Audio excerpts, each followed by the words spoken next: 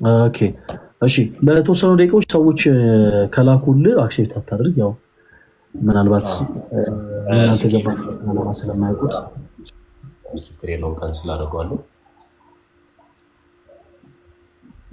አሉ ባለፈው እንግዲህ ደውለልኝ ያው እኛ ወጣቶች ቲክቶክ ላይ ያለነውን እንደዚህ በሃይማኖታችን እንድንጠነክር ምናምን ብዙ ረድታችኋል። በመጀመሪያ ሀሳቤን ስገልጽ የእናንተ አሁን በዚህ የላይቭ ትምህርታችሁ ብዙ ወጣቶችን ወደ ሃይማኖታቸው እንዲመለሱ ሃይማኖታቸው ላይ ጠንካራ እንዲሆኑ በጣም ትልቅ ሚና ተጫውታችኋል። እሱን ላመሰግን ወዳለሁ። በተጨማሪም ደግሞ እኔም ደውለ እንደዚህ ስትለኝ ማንም ሰው ነው እኔ እንደዚህ በማያገኝ ይብን ራሱ ሃይማኖት ራሱ ምንድን ብሎ እስከ መጠየቅ ነው።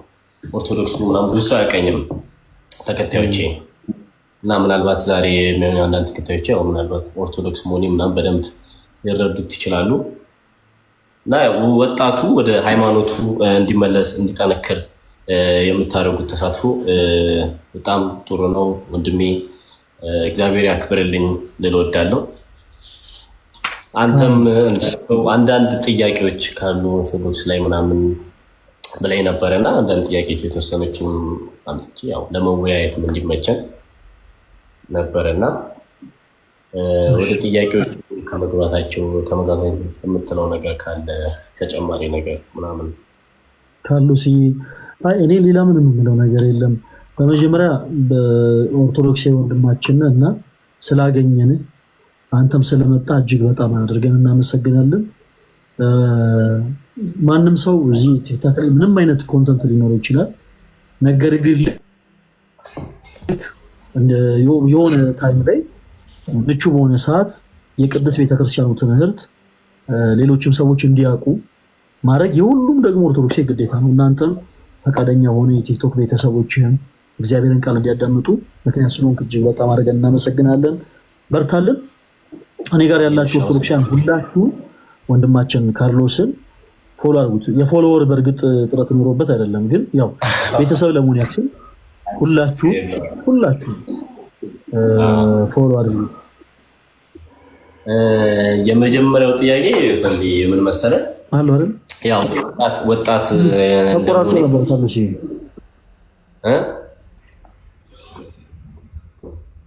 ትንሽ ተቆራርጦ ነበር። አሁን መጣ። በቃ በጣም አሪፍ። እሺ አሁን ተስተካክሏል። በጣም አሪፍ። ያው ወጣት እንደመሆኔም ወጣቶችን የሚወክልም ጥያቄ ነው የመጀመሪያው የምጠይቀውና የመጀመሪያው ጥያቄ በዚህ በወጣትነት እድሜያችን ለእኛ ትንሽ የሚመስሉ ነገሮች ግን ያው በእግዚአብሔር ዘንድ ሊያስቆጡ የሚችሉ ባለማወቅም በማወቅም ልናደርጋቸው የሚችሉ ስህተቶች ከወጣትነታችን ምንድን ናቸው? ለእኛ ትንሽ ካሉሲ ምናልባት ከወጣትነት ጋር ስለተያያዘ ምናልባት እዚህ ላይም ያለን ወጣት የሆነ እህቶች ወንድሞች በጣም ሁላችንም ስለሚመለከተን እንጥቀሰው። ምንድነው መሰላችሁ ትልቁ ነገር እስፔሻሊ በወጣትነታችን ሰዓት እግዚአብሔርን ልናስቀይምበት የምንችለው ትልቁም ኃጢአት ትልቁም በደል ዝሙት ነው ተወዳጆች። በነገራችን ላይ በዘመነ ሰማዕታት ቅዱሳን ስለ ክርስቶስ ብለው ደማቸውን አፍስሰው አጥንታቸውን ከስክሰው ስጋቸውን ቆርሰው ተስፋ የሚያደርጓት መንግስተ ሰማያትን ገንዘብ አድርገዋል። ስለ ክርስቶስ ያንን ሁሉ ዋጋ ከፍለዋል።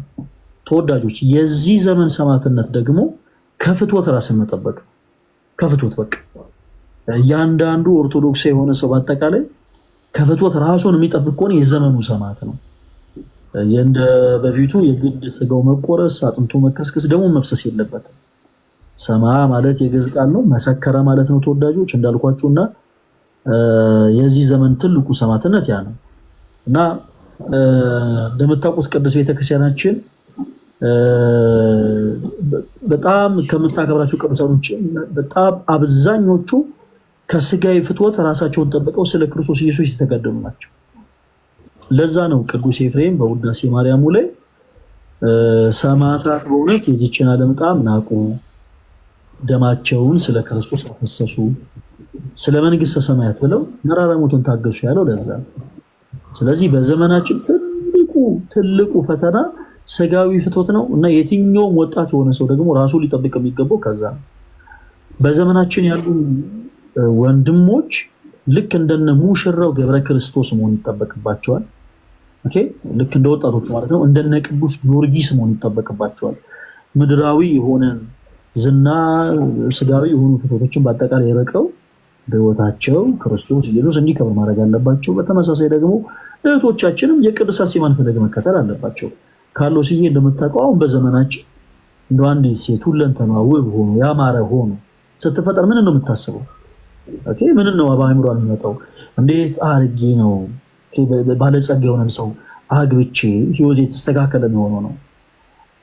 ነገር ግን በዘመናችን ያሉ እህቶች ትልቅ አብነት ምሳሌ የምትሆን ቅድስት እናት አለቻቸው። ማን? ቅድስት አርሴማ።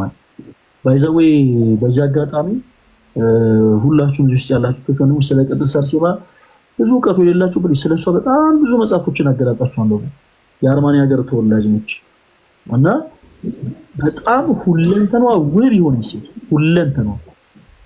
ሁለንተናዋ እጅግ በጣም ውብ የሆነች ሴት ነች እና ይህች ሴት እጅግ በጣም ብዙ መኳንንቶችና ነገስታት ለስጋዊ ፍትወት ሲፈልጓት ስጋዊ ፍትወቷን በአጠቃላይ ገታ ራሷን ስለ ክርስቶስ ኢየሱስ ሙሽራ ያደረገች ቅድስት ሴት ነች። የጎልማሶች አንደበት ያሸነገላት ማለት ነው። ስለዚህ በዘመናችን ያሉ እህቶች ወጣት የሆኑት ማለት ነው የቅድስት አርሴማን ፈለግ መከተል አለባቸው ከዓለም ፈተና ለማራቅ። በተመሳሳይ ወንድሞቻችንም ልክ እንደዛው የቅዱስ ጊዮርጊስን ፈለግ መከተል አለባቸው። ሰማዕቱ ቅዱስ ጊዮርጊስ እንደምታውቁት በነበረበት ዘመን ወጣት በነበረበት ዘመን እጅግ በጣም ጀግናም የሆነ ሰው ነበር። በነገራችን ላይ ግን በትዕቢት ያልታበየ ኦኬ በምድራዊ ፍቅረ ነዋይ ያልወደቀ እጹብ ድንቅ የሆነ ታላቅ ተጋዳይ ነበር።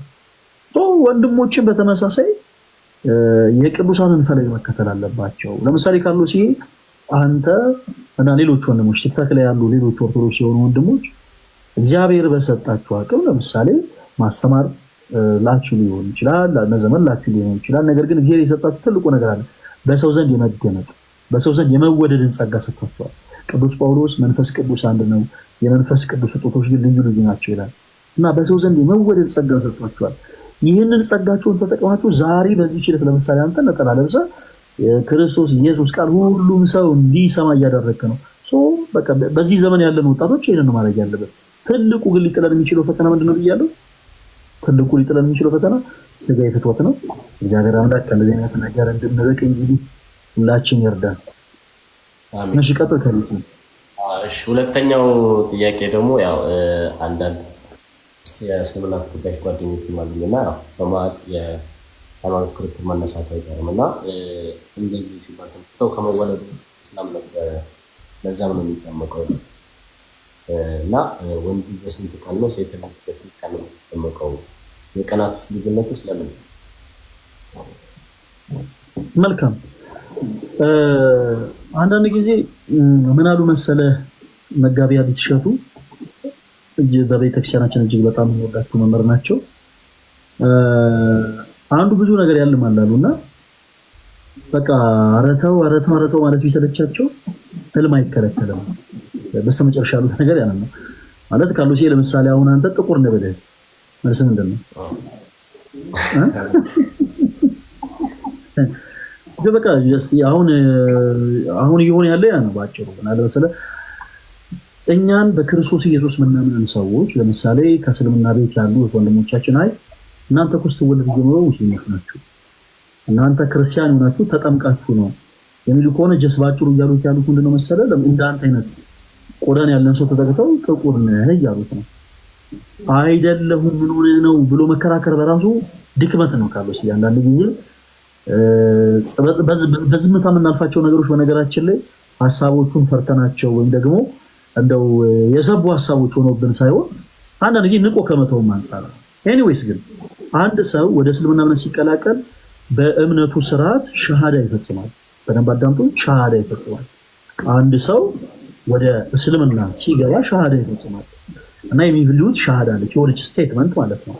ያቺን ስቴትመንት አንድ ህፃን ከእናቱ ማፀን ሲወጣ ይላል እያለቀሰ የሆነ አስቀያሚ የሆነ ድምጽ አውጥቶ እያለቀሰ ከእናቱ ማፀን ይወጣል እንጂ በአሁን ሰዓት ላይ በእስልምና እምነት ያሉ ወንድሞቻችን የሚሏትን ስቴትመንት እያለ አይወጣም ነው ባጭሩ። አንድ እሱን ያዝ።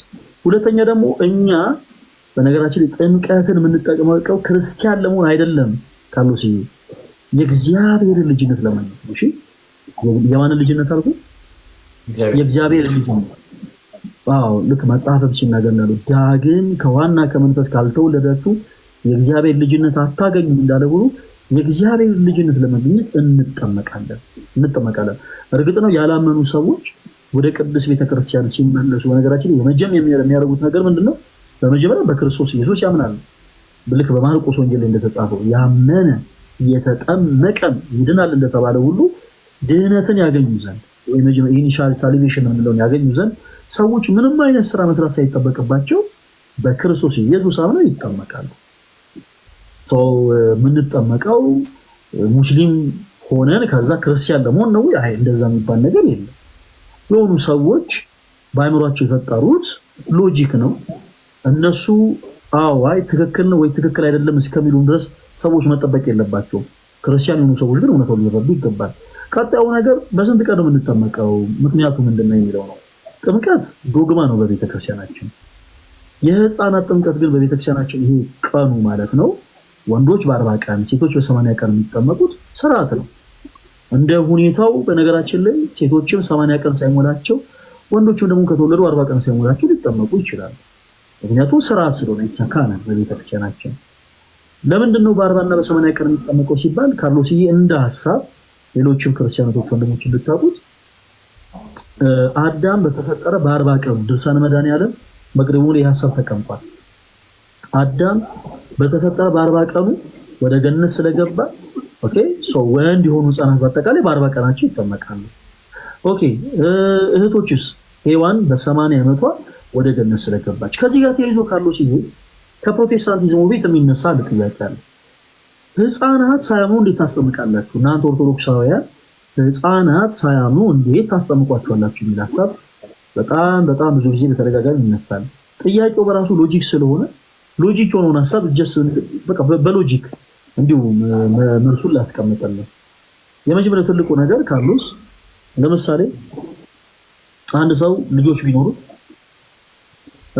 ጤነኛ የሆነ ሰው ማለት ነው ጤነኛ የሆነ ትዳር ያለው ሰው ልጆች ቢኖሩት እና ከልጆቹ መካከል አንዱ ቢታመምበት ልጁን ሆስፒታል ለመውሰድ የልጁን ፍቃድ ይጠይቋል ካርሎስ? አይጠይቀው።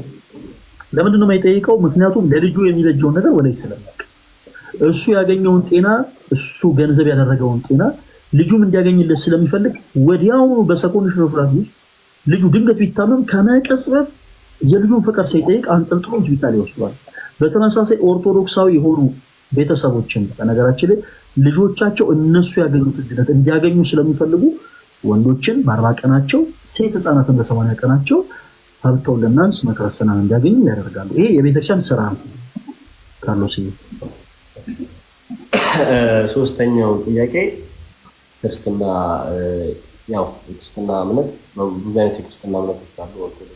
ፕሮቴስታንት፣ ካቶሊክ ምንላቸው ክርስትና እምነቶች አሉ። ለምንስ እንደዚህ ክርስትና ተከፋፈለ ተብሎ ተከፋፈለ?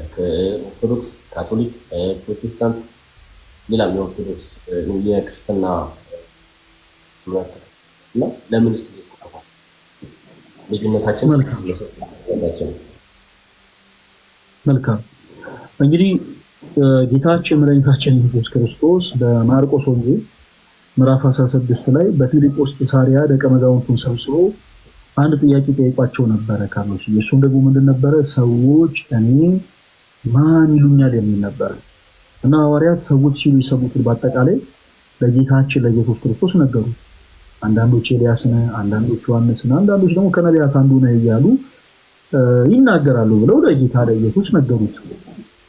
ጌታችን ኢየሱስ ከዛ በመቀጠል እነሱን ጠየቃቸው። እናንተስ ደግሞ እኔን ማን ትሉኛላችሁ አላቸው። የዚህን ጊዜ ሊቀ ሐዋርያት ቅዱስ ጴጥሮስ ከተቀመጠበት ብድግ ብሎ አንተ ውእቱ ክርስቶስ ወልደ እግዚአብሔር ሕያው አለ። አንተ ክርስቶስ የእግዚአብሔር የባህሪ ልጅ ነህ። ኦኬ ሰው ጌታችን ኢየሱስ ይህንን ነገር ከሰማ በኋላ ዝም አላለም። ጴጥሮስ ንዑድ ነህ፣ ክቡር ነህ፣ እስመ ዘኢከሰተ ለከ ዘሥጋ ወደም አለ አቡየ ዘበሰማያት። ይህንን ቃል የገለጸልን ስጋዊ ደማዊ መምህር አይደለም፣ በሰማይ ያለ አባት ነው። ስለዚህ ጴጥሮስ ንዑድ ነህ ክቡር ነህ አለው። እሺ አንተ አለት ነህ፣ በአንተ አለትነት ላይ ቤተ ክርስቲያኔ ትታነጻለች። ወአናቀጸ ሲኦልን እየሄጀለዋ የገሃነም ደጆችም አይችሏትም ማለት ክርስቶስ የመሰረታት አንዲት ቤተክርስቲያን ናት ያለች። በደንብ አዳምጡላችሁ። ጌታችን መድኃኒታችን ኢየሱስ ክርስቶስ የመሰረታት አንዲት ቤተክርስቲያን ነች ያለች። ክብር ምስጋና ለአምላካችን ይሁን። ዛሬ እነ ማቴዎስ፣ እነ ማርቆስ፣ እነ ሉቃስ፣ እነ ዮሐንስ፣ እነ ጴጥሮስ፣ እነ ጳውሎስ ዳግም ቢመጡ እንኳን የሚሳለሟት ቤተክርስቲያን ያለችን ነው። ሌሎቹ ለምንድን ነው በክርስቶስ ኢየሱስ ስም ኢየሱስ በሚለው ስም ይህን ያክል ልዩነት ፈጥረው ያሉት ከተባለ ባጭሩ ካሉሲ መረዳት ያለብን ቀዳሚ ሆነው ለኛም ለማወቅ የሚጠቅመን ቀዳሚ ሆነው ነገር ምንድነው? ሰው ሰራሽ ትምህርት እንበልና ለምሳሌ ፕሮቴስታንቲዝም እንዴት ተፈጠረ ስንል ፕሮቴስታንቲዝምን የፈጠረው ክርስቶስ አይደለም። የኛ ቅዱስ ቤተክርስቲያናችን መስራች ክርስቶስ ነው። የፕሮቴስታንቲዝም መስራች ግን ግለሰብ ነው። ማን ነው? እርሱ ሉተር ነው። የካልቪን ትምህርትን የሚከተሉ ሰዎች አሉ። የትምህርታቸው መስራች ካልቪን። ሰው ሰራሽ ትምህርቶች ሰዎች ከእውነተኛው መንገድ ፈቀቅ ብለው ሰው ሰራሽ ትምህርትን ገንዘብ እንዲያደርጉ አድርጓቸዋል። ለዛም ነው በነገራችን ላይ ቅዱስ ቤተክርስቲያናችን የክርስቶስ ኢየሱስን ወንጌል በአደባባይ በተለያዩ ጊዜያት የምንሰብከው ለዛም ጭምር ነው። በአደባባይ የምናከብራቸው በዓላቶችን ከተመለከት በመስቀል፣ በጥምቀት፣ በደብረ ታቦር በተለያዩ በዓላቶቻችን ላይ ቅዱስ ቤተክርስቲያናችን የክርስቶስ ኢየሱስን ወንጌል በሁሉም ቦታ ተሰብካለች። ለምንድን ነው የምትሰብከው? ምክንያቱም እነዛ ሰዎች ልባቸው እውነተኛውን ጌታ ኢየሱስ ክርስቶስን እንደሚሻ ታምናለች። ነገር ግን ክርስቶስን እንዳላገኙ ስለምታውቅ ቅዱስ ቤተክርስቲያናችን እነዚህን ሁሉ ሰዎች ወደ እውነተኛው መንገድ ክርስቶስ ወደ መሰረታት ቅዱስ ቤተክርስቲያን እንዲመለሱ ቤተክርስቲያናችን ዛሬም ታስተምራለች። ለምን ነው እንዲህ አይነት ሎጂክ የተፈጠረው? በሰው ሰራሽ ትምህርት ነው ካለው እንደዛ ብለን እንያዘው። አራተኛ እሺ፣ ያው ይሄኛው ካንዴ ሊሆን ቤተ እምነት ወይ ቤተክርስቲያን ስትመሰረት የመጀመሪያው ነገር እዛ ቦታ ላይ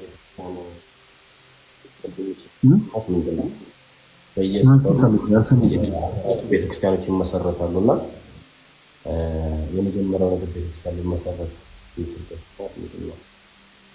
የመጀመሪያ ቤተክርስቲያን እሺ ሲመሰረት ምንድነው ነው? አንድ ቦታ ቤተክርስቲያንን ለመመስረት ሪዝኑ እዛ ቦታ ቤተክርስቲያን አሁን ለምሳሌ እኛ ሰፈር መድኃኔዓለም ቤተክርስቲያን አለና እሺ ይህ ቤተክርስቲያን መጀመሪያ ላይ እዛ ቤተክርስቲያን እንዴት ሊመሰረት ይቻለ?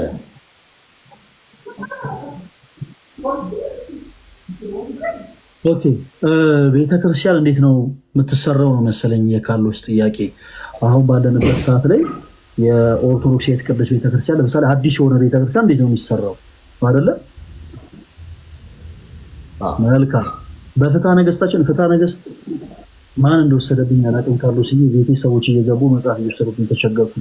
በፍትሐ ነገሥታችን ላይ ይሄ ሐሳብ ይቀመጣል ተቀምጧል። ቤተክርስቲያን ሲሰራ በመጀመሪያ ቤተክርስቲያን እንዲሰራ በነገራችን ላይ ምዕመናኖች ናቸው መጠየቅ ያለባቸው። ምዕመናኖች ናቸው። ለምሳሌ አሁን አዲስ አበባ በሀገረ ስብከት ደረጃ ሊቀ ጳጳስ አላት። የአዲስ አበባ ሀገረ ስብከት ሊቀ ጳጳስ አባ ሄኖክ ይባላሉ። በረከታቸው ይደረብን። በአዲስ አበባ ውስጥ ያሉ ምዕመናን ምናልባት ከአዲስ አበባ ከተማ ራቅ ብለው ወጥተው ትንሽ በሚኖሩበት አካባቢ ቦታ ላይ ቤተክርስቲያን አገልግሎት እንዲፈልጉ በዛ አካባቢ ያሉ ምዕመናን ለሊቀ ጳጳሱ ያሳውቁ። ከዛ ደግሞ ሊቀ ጳጳሱ ይላል ፍትሐ ነገሥታችን ላይ ቃል በቃል ስላለ ስለማስታውሱ ነው በቃል የምነግርህ። ከዛ ሊቀ ጳጳሱም ደግሞ መጥቶ ህንጻው የሚሰራበትን ቦታ ይባርከው። ብዙ ጊዜ በተለይ ባሳለፈው ከዘመነ መሳፍንት በፊት በነበሩት ታይሞች ላይ ሀገራችን እጅግ በጣም ከባባድ የተባሉ የጦርነት ውጊያዎች በጣም ያሳለፈች ሀገር ከመሆኑ የተነሳ ኦርቶዶክስ ቅዱስ ቤተክርስቲያን በጣም ብዙ ዋጋ ከፍላለች። በጣም ብዙ ቤተክርስቲያናት ተቃጥለዋል።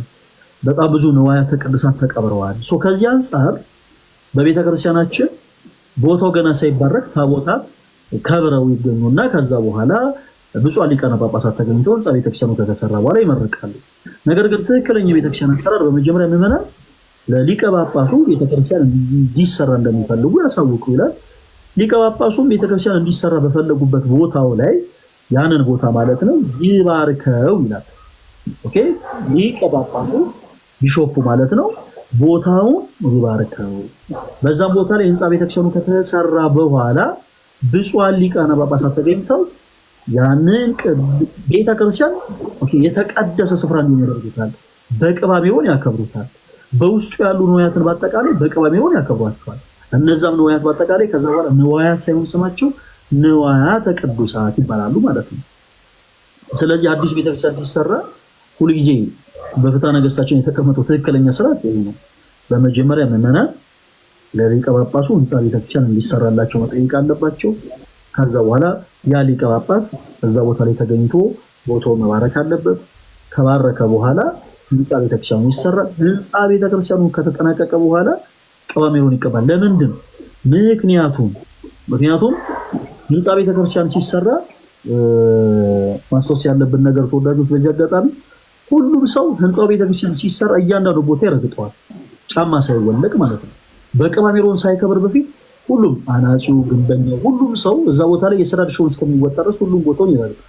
ከዛ በኋላ ግን በመቅደሱ ካህናት ብቻ የሚረግጡት ቦታ አለ፣ ዲያቆናት ብቻ የሚረግጡት ቦታ አለ፣ ምዕመናን ብቻ የሚረግጡት ቦታ አለ። ያ ቦታ የተቀደሰ ስፍራ ይሆን ዘንድ ሊቀ ጳጳሱ በቅባ ሜሮን ያከብረዋል ማለት ነው። ስለዚህ ቤተክርስቲያን ሲሰራ በእኛ ቅድስት ቤተክርስቲያን ስርዓት ቅደም ተከተሉ እንዲህ ባለ መልኩ በፍትሐ ነገሥታችን ላይ ተቀምጧል። ምናልባት ፍትሐ ነገሥት መጽሐፉ ያላችሁ ወንድሞች የመጀመሪያውን ገጽ ገና ስትገልጡት እንዴት ቤተክርስቲያን እንደሚሰራ ነው የሚናገረው። ሌላ ብዙ ገጽ ላይ አይጠበቅባችሁ። የፍትሐ ነገሥታችንን የመጀመሪያውን ገጽ እንደገለጣችሁ በመጀመሪያ የሚናገረው ቤተክርስቲያን እንዴት ነው የሚተከለው፣ ቤተክርስቲያን እንዴት ነው የሚሰራው የሚለውን ሐሳብ እዛ ላይ ያብራራል። ሞር ገብታችሁ እንድታዩት ሪኮመንድ አደርጋለሁ። እነዚህ ናቸው አራት ጥያቄዎች ያዝኩት። ፈለገኝ እግዚአብሔር ያክብርልኝ። ጥሩና ሰፊ ምላሽ ነው ያገኘሁት። እንግዲህ አሁን ጋር የሚያስተካክሉ ሰው ትልቅ ትምህርት እንዳገኙ ተስፋ አደርጋለሁ። እነዚህ ናቸው ጥያቄዎች። ምናልባት አንዳንድ ግርታ ምናምን ከዚህ በኋላ አስፈጥሩኝ ይሄ ትምህርታችን እየጠነከረ ነው እንጂ እየላላ ስለማይሄድ ብዙ ኦርቶዶክሳውያን ግር ያላቸውን ጥያቄዎች ሰፊ ምላሽ የሚያገኙበት ላይ ነው ብዬ አስባለሁ። እነዚህ ናቸው እንግዲህ ጥያቄዎች። ካሉሲ በጣም በጣም በጣም የምናመሰግነው መተህ ስለጠየቅ እናመሰግናለን። በርታለን። ደግሞ እንድትጠፋ አንፈልግም። በደንብ እየመጣ እኔ ጋር ያላችሁ ሁላችሁ እንግዲህ ካሉሲን በደንብ ፎሎ አድርጉ ይላል። ለምን እኛ ፋሚሊዎች ፎሎ ካደረጉ በቃ የትም አትጠፋም። ሁሉም በደንብ እንድትመጣ ያደርጋሉ እና አንተም ብቅ በል እንዳትጠፋ ምናምን እና ተወዳጅ ወንድማችን ካሉሲ እሺ ከመውጣት በፊት እኔ ደግሞ ትንሽ ወንድማዊ የሆኑ ሀሳቦችን ላንሳ። ጾም እየጾምክ ነው? እየጾምክ ነው። ኦኬ መልካም፣ በርታለን። በጸሎት አስበን። እሺ እንዴት ነው የነሳሁት? የነሳሁት እንግዲህ ባለፈው ዕለት አንድ ወዳጅ ብሎኛል፣ ንስሓ ግባ ምናምን ብሎኛል። ያው እንግዲህ በዚህ ቀን ነው ብዬ መግባት ባልችልም በዚህ ዓመት ውስጥ እግዚአብሔር እንደፈቀደ እግዚአብሔር የፈቀደው ቀን ንስሓ ገባለሁ ያለው ያው እንደሱ ፍቃድ። መልካም። የመጀመሪያ ጥያቄ ያው ወጣትነትን የተመረኮዘ ስለሆነ ወጣትነትን ብዙ የሚያሳስቱን ነገሮች አሉ። እኛ ብንቆጠብ ብዙ አይነት የሚያሳስቱን ነገሮች አሉ እና ከእነሱም ብንርቅ እነሱ የሚመጡብን ነገሮች አሉ። ለዛም ነው አሁን ላይ ትንሽ ነገሮችን አስተካክዬ ያው እግዚአብሔር የተመሰገነ ይሁን እኔ ራሴንም ለመቆለብ ሳይሆን እንደዚህ ብዙ በወጣትነቴ ስህተቶችን እሰራለሁ ብዬ የማስብ ሰው አይደለሁም። እግዚአብሔር የተመሰገነ ይሁን። በዚህ ብርታቱን ሰጥቶኛል። ብዙም በቀሎት የሚያውቁ ሰዎች አሉ። ምን ያህል አምላኬ ጋር ቅርበት እንዳለኝ ሲከፋኝም ስቅም እንደማመሰግን ብዙ መስካሪ ወዳጆች አሉ እና እግዚአብሔር የተመሰገነ ይሁን። እንደናንተም ባይሆን በሃይማኖት የሆነ በትንሹ ጠንካራ ነው። ያው ከዚህም በላይ ደግሞ እግዚአብሔር ተጨምሮበት ደግሞ ይበልጥ እንደናንተ ይበልጥ አጠናክሮኝ አንድ ቀን እኔም የእሱን ትምህርት እንድሰጥ እንደሚያደርገኝ ተስፋ አደርጋለሁ። ይሄ ነው ፈለገ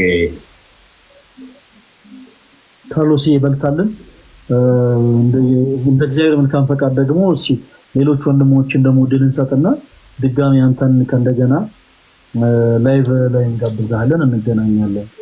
ነገር ግን አሁን ሳትወጣ በፊት ሁለት ነገሮችን አንድ ነገር አስቸግራለሁ።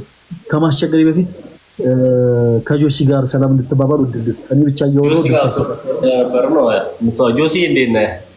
ካርሎስ እንዴት ነህ? ሰላም ይብዛ ወንድማችን። ሰላም ይብዛ። እንዴት ነህ? ሰላም አለን። ፈልይ ተገናኝተናል ከአንተ ጋር። ቀጥሉ፣ እየሰማሁ ነው። እሺ አይ ምን ላደርግ ነው መሰለህ፣ ካርሎስ ዛሬ ነጠላ ለብሶ በጣም አምሮበት ምናምን ነው የመጣውና ምን እናድርግ፣ አንድ ጌም እናጫወተውና ካርሎስን ካሸነፍ ነው መዝሙር እናዘምረዋለን። ሁለታችሁንም ካሸነፋችሁ አዘምራችኋለሁ። ጆሲንም ካርሎስንም እናዘምራችኋለን። ተወዳጆች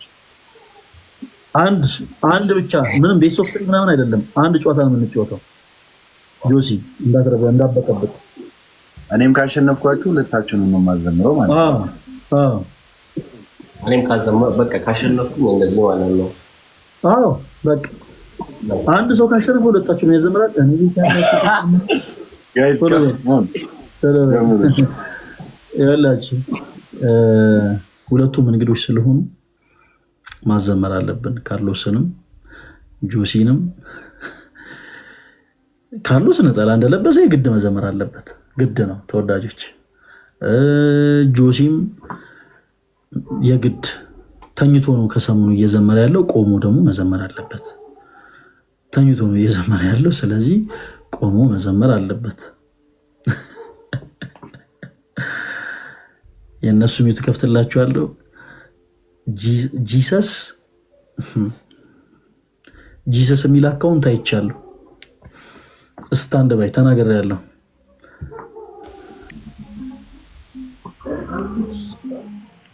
ካርሎስ ገና ከሆኑ መዝሙር እየፈለክ ነው መሰለኝ። እናዘምር ገና ከሆኑ አይቀርምና አንድ መዝሙር አለ።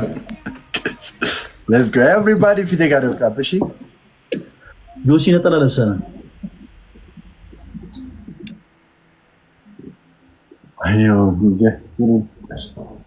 ልበስ ነጠላ የት እንደሄደ አላውቅም። እግዚአብሔርን የማዘርንም ወጣቱ ያረቁ ተከፈቱ እሷ ጋር እኮ አይደለም።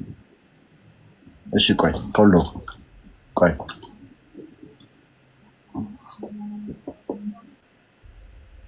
ለብሰና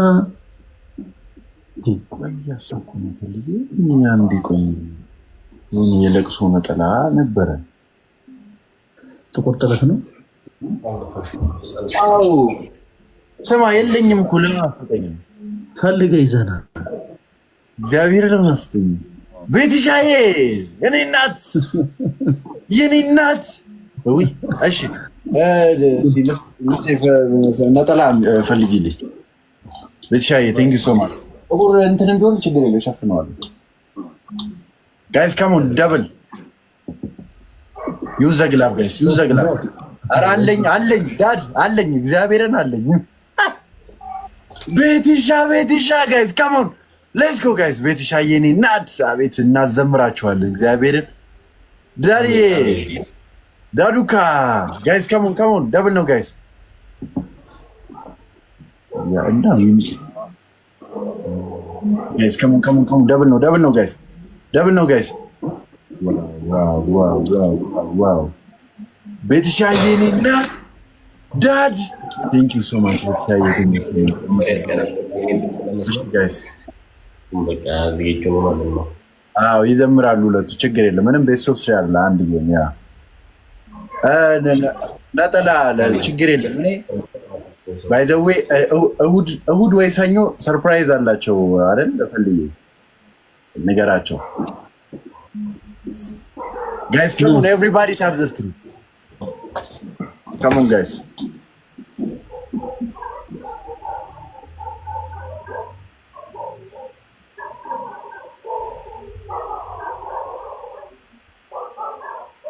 Yo, Ali. ልበስ ለነፍስ ነው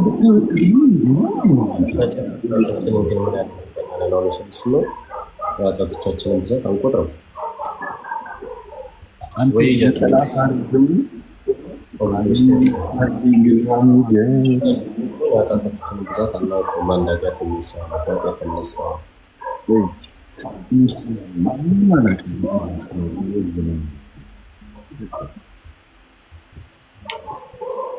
እሺ አንሶላ ነው የሰጠው ጆሲ ትልቅ ነው ትልቅ ነው። ከይ በስነ ስርዓት ማለት ካንተን ያዩት እንደዚህ ያለ በዚህ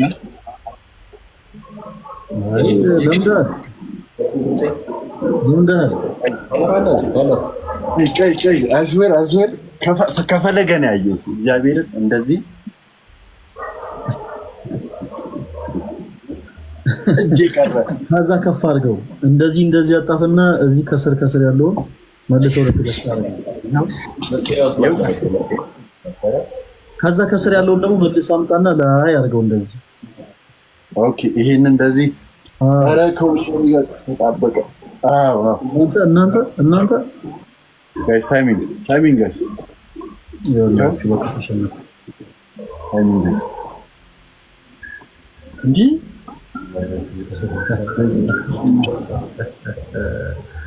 እሺ በዚህ ማለት አማረብ ሁለታችሁም ትዘምራላችሁ። በመጀመሪያ ጆሲ ጀምር አንድ ዝማሬ። ያው እኔ በጣም ዛሬም ቪዲዮ ልቀውታል። በጣም ወዶ መዝሙር አለ እሱ ነው የሚዘምረው። አመሰግናለሁ። ሰላም ለኪ እያለ ሰላም ለኪ እያለ ሐርና ወርቁ ስታስማማ የገብርኤል ድምፅ ተሰማ የገብርኤል ድምፅ ተሰማ የገብርኤል ድምፅ ተሰማ ሰላም ለኪ እያለ ሰላም ለኪ እያለ ሐርና ወርቁ ስታስማማ የገብርኤል ድምፅ ተሰማ የገብርኤል ድምፅ ተሰማ የመላኩ ድምፅ ተሰማ። አመሰግናለሁ። ዝማሬ መላእክትን ያሰማልን ወንድማችን ጆሲ እግዚአብሔር ያክብርልን። አሁን ደግሞ ካርሎስ ካርሎስ ፈልገው እኮ ነው ጊፍት ሳይሰጥ ይቀሩ። እኔ በጣም የምወደውም ልጅነትን ጀምሮ የምሰማው መዝሙር አለ። እንደኔ የረዳኸው የለም ከትዝታው ሳሙኤል እሱ ነው። እንደኔ የረዳኸው የለም እንደኔ ያነሳኸው የለም የፍቅር ሁኔታ አልጠግብም ላንተ የፍቅር ሁኔታ በዝቶብኝ አልጠግብም ላንተ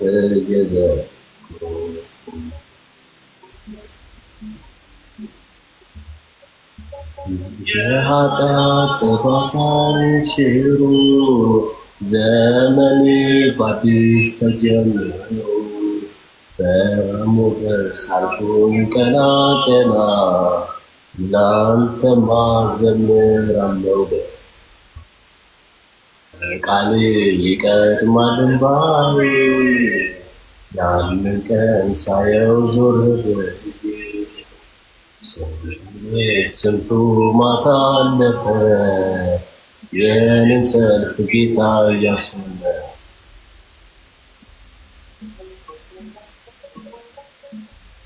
ፍቅር ነህ ወዳጄ ፍቅር ነህ ፍቅር ነህ አንድዬ ፍቅር ነህ ሰው አይረሳም ይራራል ባይነህ ሰው አይረሳም ይራራል ባይነህ እንደኔ የረዳኸው የለም እንደኔ ያነሳኸው የለም የፍቅርህ ውለታ በዝቶብኝ አልጠግብም ላንተ የዘለልኩ የፍቅርህ ውለታ በዝቶብኝ አልጠግብም ላንተ የዘለልኩ።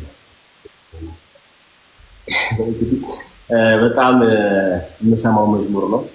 ከንፈይነት ጀምሮ ሞተው ነው። እንግዲህ ካርሎስ ይበርታለን ተወዳጅ ወንድማችን ነው። በይበልጥ ደግሞ ሞር አሁን ቤተክርስቲያንን ስታውቃት ደግሞ ከዛ በኋላ ዝማሬዎችን በነገራችን ላይ ይመረጣሉ። ከምን አንፃር እንዴት ለምን የሚባሉትን ቀስ ብለን ነው የምናወራው። አሁን ድንገት ዛሬ ገና ወደ ቤተክርስቲያን ገና ከመምጣት እንዲህ ነው ነጠላ ያረከው ትክክል አይደለም በዚህ ወጥቶ በዚህ ገብቶ ምናምን አንልም እና ያሉትን የቤተክርስቲያን ትምህርቶችን በደንብ ትማራለህ። ካርሎስ ይበርታለን፣ እንወድሃለን፣ በጣም ነው የምናከብርህ። በርታለን። እሺ እሺ፣ እግዚአብሔር ያክብርልኝ ወንድሞቼ፣ በጣም አመሰግናለሁ። መልካም ምሽት ይሁን። ቀሪ ዘመናችሁ የተባረከ ይሁን። እግዚአብሔር ያክብርልኝ። አሜን። ካርሎስ አሜን። ሰላም ታበሉልኝ። እሺ አሜን። ካርሎስ በስመ አብ ወወልድ ወመንፈስ ቅዱስ አሐዱ